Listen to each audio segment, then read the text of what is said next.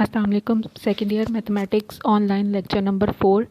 First definition है explicit function. If y is easily expressed in terms of the independent variable x then y is called an explicit function of x। अगर y को आप easily in terms of x जो है वो express कर सकें तो वो फंक्शन क्या कहलाएगा? Explicit function. जैसे एग्जांपल में है y is equals to x square plus 2x minus 1। Means y और x जो हैं वो सेपरेट हैं, आपके पास सेपरेट फॉर्म में एक्सप्रेस हो रहे हैं, y सेपरेट है और x सेपरेट, तो ये फंक्शन क्या कहलाएगा आपके पास? Explicit function.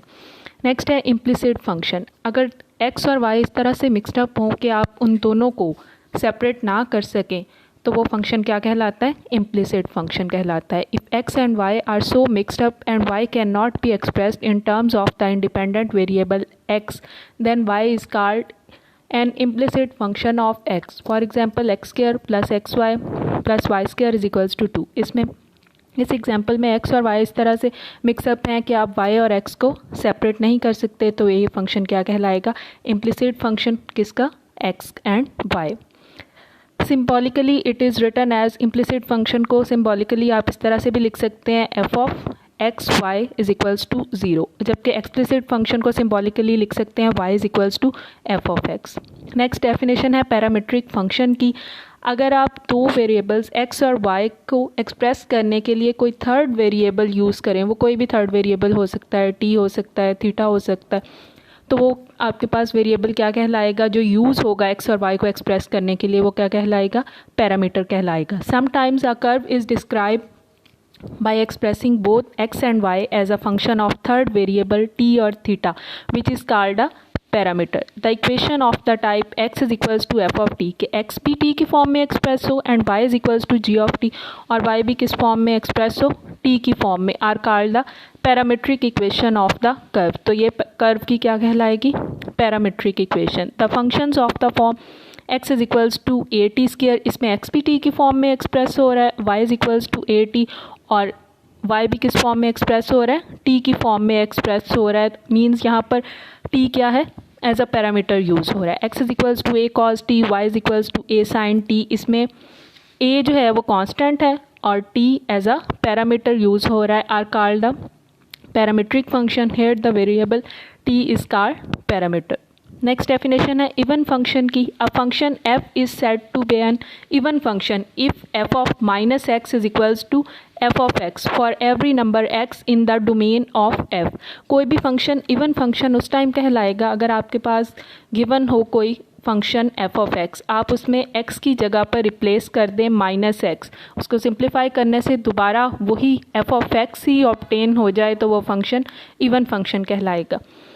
एग्जाम्पल देखें, f of x is equals to x square. अगर आप यहाँ पर इस फंक्शन में f of x is equals to x square जो दिया हुआ है उसमें x की जगह पर रिप्लेस करें माइनस एक्स। माइनस एक्स का होल स्क्वायर किसके इक्वल होगा?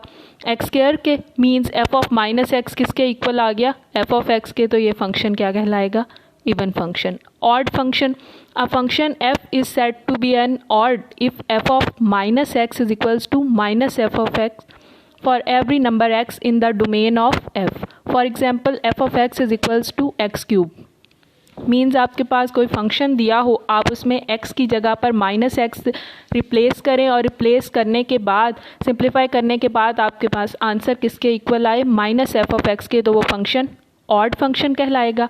f of x is equals to x cube अगर फंक्शन है सपोज हमारे पास, इसमें x की जगह पर आप रिप्लेस करें माइनस एक्स। माइनस एक्स का क्यूब किसके इक्वल हो जाएगा? माइनस एक्स क्यूब के। Means f of minus x किसके इक्वल आ गया? माइनस एफ ऑफ एक्स के। तो ये function f of x is equals to x cube क्या होगा? ऑड फंक्शन होगा। In both cases for each x in the domain of f minus x must also be in the domain of f। अगर x जो है वो f की function की domain में से है तो माइनस एक्स भी क्या होना चाहिए? फंक्शन की डोमेन में से ही होना चाहिए।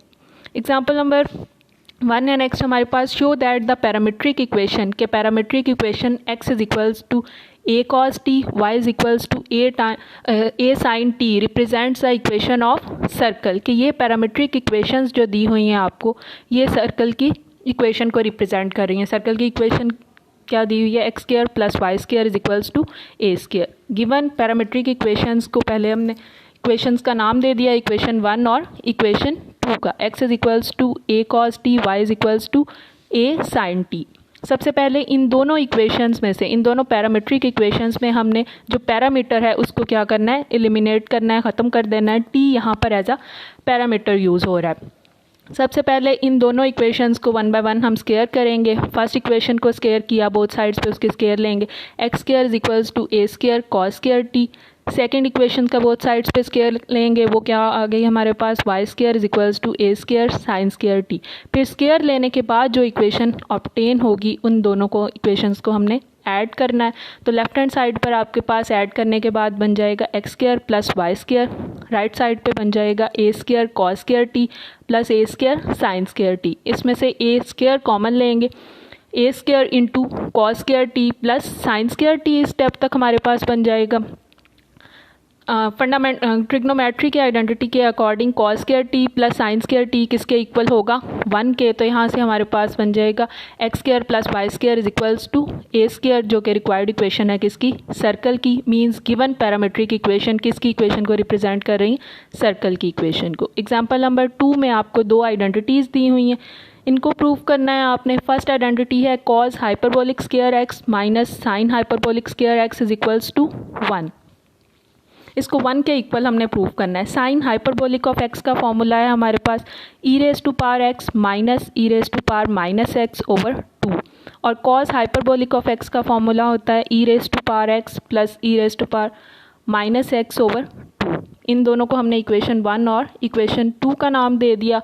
इक्वेशन 1 का जिसका नाम दिया हुआ है इसको बोथ साइड्स पर हम स्केयर करेंगे। साइन हाइपरबोलिक स्केयर इक्वल आ जाएगा e raise to power 2x plus e raise to power minus 2x और माइनस 2 डिवाइडेड बाय 4। इसी तरह से इक्वेशन 2 का जिसे नाम दिया हुआ है उसे भी बोथ साइड्स पर हम स्केयर करेंगे।